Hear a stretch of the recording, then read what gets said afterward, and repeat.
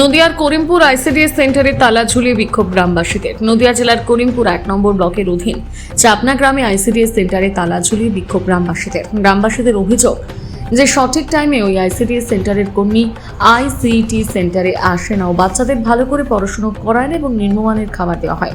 এমনকি ছোট ছোট বাচ্চাদের মায়েদের আইসিডিএস সেন্টারের ভেতর প্রবেশ নিষিদ্ধ করেছে ওই আইসিডিএস কর্মী। আর যখন সেন্টার চালাতে আসেন আইসিডিএস এর কর্মী, তখন দেখেন যে বিক্ষুব্ধ গ্রামবাসী এবং অভিভাবকরা সেন্টারের মেন দরজায় তালা মেরে দিয়েছে। এই অভিযোগ অস্বীকার করেছে 300 নম্বর সেন্টারের আইসিডিএস কর্মী বেলপতি দাস।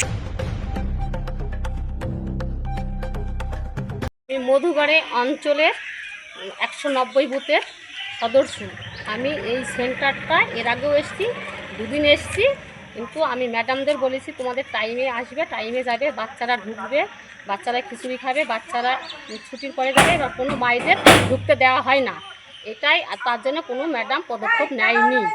এটাই আমার বক্তব্য যে পদক্ষেপ নেক বা স্কুলটা ভালোভাবে সরকারি সংস্থা দিয়ে চলে। বাচ্চাদের আমাদের সমস্যা, এটাই আমাদের সমস্যা।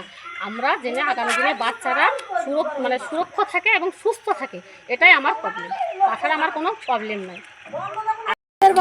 এদের বক্তব্য হলো যে 9টায় আসো, 9:30 খাবার দাও, 10টায় চলে যাও, এই বক্তব্য।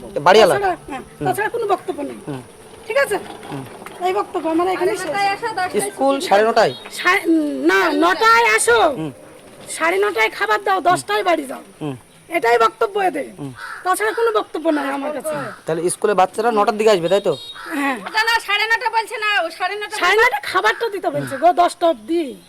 বাচ্চারা 9টা। আমার নাতনি স্কুলে পড়িছে, আমার নাতনি হেলা স্কুলে পড়ানোর সময় পড়াতে আসেনি, ডাক্তার কিসে যে হেলা পড়াতে হবে, যে আমি তাহলে পড়লে গা খিচুড়ি দিব দিয়ে পড়লেছে। তাহলে আমি বললাম তাহলে খিচুড়ি যখন দিবা তাহলে বাচ্চাটাকে পড়াবা, ডাকবা, পড়িতে ছবিটা তুলবা, তার জন্য বলেছে কি হেলা খিচুড়ি নেবে, হেলা ডিমের নেবে, খিচুড়ি নিতে আসে দিয়ে হেলা দেয়নি। তার জন্য ঝামেলা করেছে, মার গেটে তালা, মার তালা করে দেখিছে। আমার নাতনিকে 2 বছর খিচুড়ি দেয়নি, 2 বছরের খিচুড়ি আমি ডিম খিচুড়ি চাই। তুমি বল, এখন বলছে এখন একটা কিছু ব্যবস্থা নিতে হবে। বাচ্চারা তো নোংরা খেয়ে থাকবে না, বাচ্চার মা বাবারা ঠিক খাওয়াতে পারবে যখন জন্ম দিতে পেরেছে। তো এই পোকাওয়ালা খিচুড়ি নাকি খাই তার মানুষ হবে না? হবে কি? পড়াবে না, টাঙাবে না।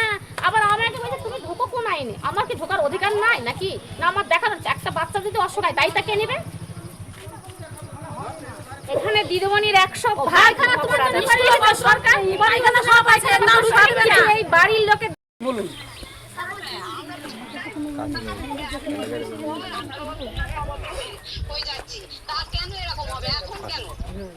এটাই বলছি, এখন এটা হবে কেন এবং দীর্ঘদিনের সমস্যা। আজকে একটা বাচ্চা, যেটা বাচ্চা ওরা কিছুই জানে না, ওরা পেচ্ছাপ বলতে পারে না, পায়খানা, সেটাও করলেও ওই আইসিডিএস সেন্টারে করতে পারেছি।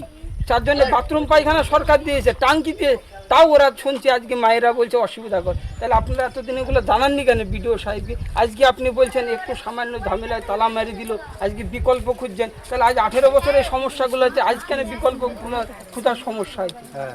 আপনি বলুন, আজকে সমস্যাগুলো তো আজকে কেন না, ছোট ছোট ছোট ছোট সমস্যা হতে হতে আজকে এত বড় হয়েছে।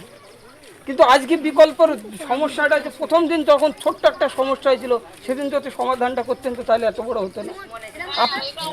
আপনার ডিপার্টমেন্টালি আপনি না থাকুন, কেউ তো ছিল তখন।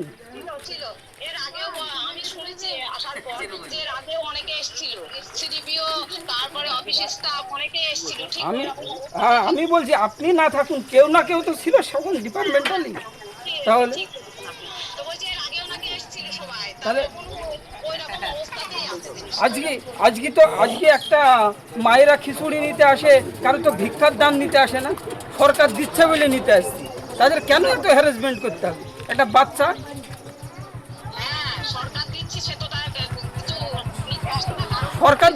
সরকার যখন বলবে আমি দিব না, তখন মায়েদের কোনো অধিকারও থাকবে না বলা। কিন্তু একটা ছোট ছোট মায়েরা, বাচ্চারা খিচুড়ি নিতে এসে বাড়িতে তালা মেরে রেখেছে, এত অধিকারটা কোন সংবিধানের কোন ধারায় লেখা আছে হ্যারাসমেন্ট করার? আপনি সাহেবকে জানান, এবং আপনাদের যে 2টো ম্যাডাম আছে এরা তো একটা হ্যারাসমেন্ট, এটা আপনি বললেন এর আগে এফআইআর করতে, এরা বলছেন না প্রধানকে সাথে নিয়ে আমরা এফআইআর করব। এবার এরা কি করবে আপনি সেটা এদের বলেন। এরা সেই সংবিধান অনুযায়ী চলবে, আপনার ডিপার্টমেন্টাল হিসাবেই চলবে।